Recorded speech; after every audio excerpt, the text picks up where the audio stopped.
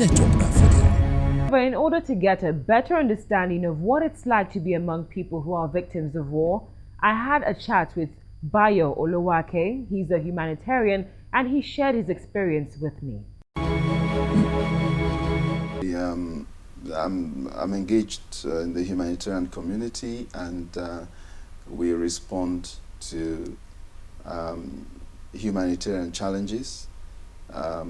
It could be in form of an armed conflict or perhaps a disaster. And regardless of whether it's an armed conflict or a disaster, certain features are common to those. For instance, people get displaced, people could get injured, and then some people could get killed.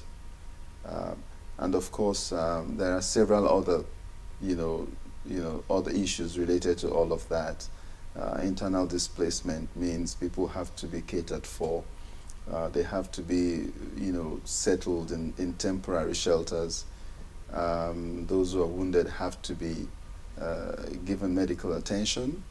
Oftentimes, medical facilities or health infrastructure have either been devastated by the disaster or are inadequate. And then, of course, people who have lost their lives, unfortunately, as a consequence of this, have to be properly, taken care of, buried, and the families have to be informed, and things like that. So whether it's an armed conflict, whether it's a disaster, these three scenarios are common to them. And humanitarian organizations often respond, to provide assistance, essentially ameliorating the conditions of the most vulnerable of those. So what kind of barriers do you face in terms of communication and maybe geographical? In many countries where we operate, we have our own radios. Virtually all humanitarian organizations have their own radio communication systems with appropriate channels issued, or frequencies issued by the authority in those places. And as a backup, they have satellite phones. So usually, humanitarian organizations do not rely on the normal communication systems. Of course, for day-to-day communication, we use those as well, but they are not our first line, especially, realizing that in some places you may not have signals, you may be far-flung in the field where there are no masts, so naturally you have to have your own communication systems. What about your protection when you go to these countries with challenges? What is the guarantee that you're protected?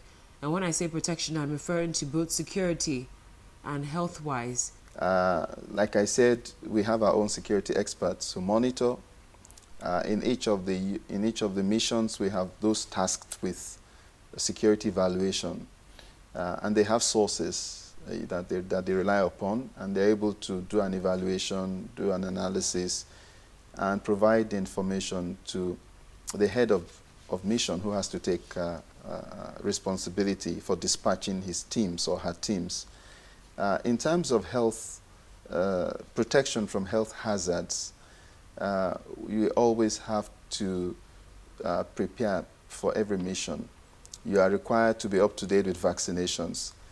In evaluating the health hazards that are likely to occur in that environment, before you arrive, you are advised to take certain vaccinations, and other preventive measures.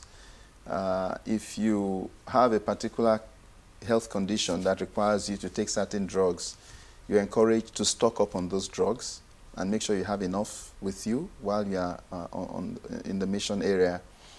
And at the end of the mission, you must undergo a comprehensive medical checkup. Comprehensive, it's compulsory. If you do not pass a comprehensive medical checkup, you cannot proceed on the next mission. On a personal note, what it's been like for you, your highest point in your experience and probably your lowest point? Well, I would say that Part of my job involves ensuring training for military forces on international humanitarian law, for them to know international humanitarian law and to respect it during armed conflict. In terms of what I would like to recall as perhaps the highest point for me, I remember I was in Sierra Leone, and I was leading a team that was providing relief in some villages, and there was a gentleman who was he was screaming, he was in pain. He was being taken to some traditional doctors, but because of the conditions, those traditional doctors themselves had fled, and so the people who were carrying him on their way back, they saw us working in this community, and they just cleverly put him on the ground and disappeared. We thought they wanted to take a rest, but it turned out they had actually abandoned him, knowing that we were there as humanitarian workers and we would not allow this gentleman to keep suffering. So I had to take a decision to evacuate him, first of all, to a nearby clinic. We were in a place not too far from Kenema. Kenema is the second largest town in Sierra Leone. Now, we got him to the clinic, but the young man who was working in the clinic took just one good look at him and said, "I cannot do anything." Which meant now we had to go over a very long distance. We had to go through several checkpoints. But I informed my boss and I said, look, I radioed my boss and I said, I have a casualty. He's in very severe pain, and I would need authorization to bring him to the office. We had a big hospital there which we were supporting. We had staff in the hospital. I got authorization to bring him, and thank God we were able to get him there. He was in severe pain. Now, the high point of this particular incident was in the evening. I was having dinner, and one of the nurses from our hospital, she was going around the tables and asking, who brought this guy into the hospital?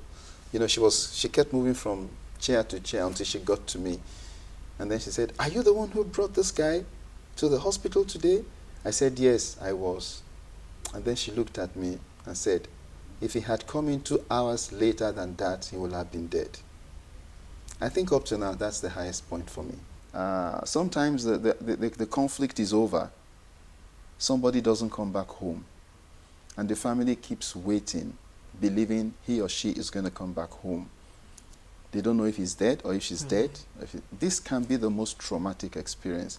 I think on the whole, for me, the plight of relatives of the missing, will constitute perhaps the lowest point, because this guy might just, there have been situations where somebody was considered dead and the person showed up. That's a very rare situation. Oftentimes they can't tell.